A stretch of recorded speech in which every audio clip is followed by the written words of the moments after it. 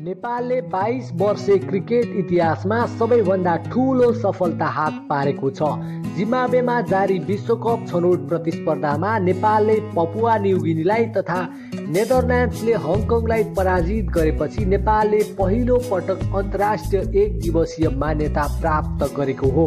सन् 1996 मा आइसिसीको associate status पाएको नेपालले यस अघि T20 इन्टरनेसनल भने प्राप्त गरेको थियो। सन् 2014 को T20 वर्ल्ड कप समेत खेलेको नेपालले त्यसको एक वर्ष नबित्दै उक्त स्टाटस गुमाएको थियो।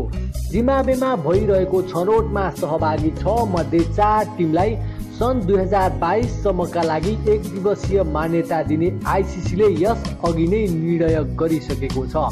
WCL च्याम्पियनसिपको विजेता नेदरल्यान्ड स्वत एक दिवसीय मान्यता पाएको थियो। स्कटल्यान्ड र युएईले पनि सुपर 6 मा स्थान पक्का गर्दै एक दिवसीय मान्यता पक्का गरिसकेका छन्।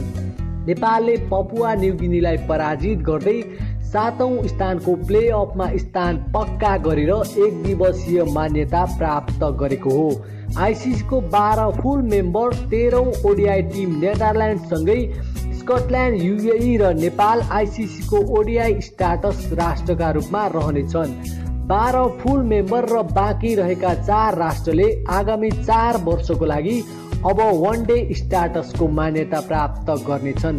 प्लेअफमा पराजित भएको हङकङ र पपुवा न्युगिनी भने ओडिआई स्टाटस गुमाएको छ। साथै अब यी दुई टोली डिभिजन 2 मा समेत झर्ने लगभग पक्का पनि भइसकेको छ। अब हामी तपाईलाई एक दिवसीय मान्यता पाएर नेपाललाई के फाइदा हुन्छ भन्ने बारेमा जानकारी दिँदैछौँ। एक दिवसीय मान्यता पाउनु भनेको नेपाल जस्तो देशका लागि क्रिकेटमा निकै नै ठूलो फड्को हो। अन्तर्राष्ट्रिय क्रिकेट परिषद आइसिसीले वार्षिक 7 देखि 8 करोड रुपैयाँसम्म बजेट छुट्याएको हुन्छ, जसले स्तरीय प्रशिक्षण, अभ्यास, भ्रमण, खेलाडीको भत्ता, सुविधा, नियमित प्रशिक्षणको लागि नेपाललाई अब धेरै नै सहजता हुनेछ। त्यस्तै अन्तर्राष्ट्रिय प्रतियोगितामा निकै कम खेल्ने नेपालका लागि नियमित रूपमा ठूला प्रतियोगिता, विश्व क्रिकेट लिग च्याम्पियनसिप, इन्टरकन्टिनेन्टल कप जस्ता प्रतियोगितामा पनि खेल्ने अवसर मिल्नेछ।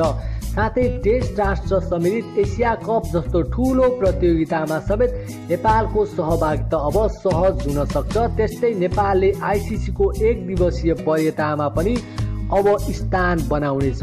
यसरी नेपालले एक दिवसीय मान्यता प्राप्त गरेसँगै तपाईँ के भन्न चाहनुहुन्छ? के यो नेपाली क्रिकेटले अहिलेसम्म हासिल गरेको सबैभन्दा ठुलो उपलब्धि हो वा होइन?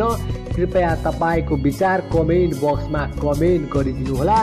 अनि देश र दुनियाँको रोचक, रमाइलो र ताजा भिडियोहरू हेर्न हाम्रो युट्युब च्यानल सब्स्क्राइब गरिदिनुहोला।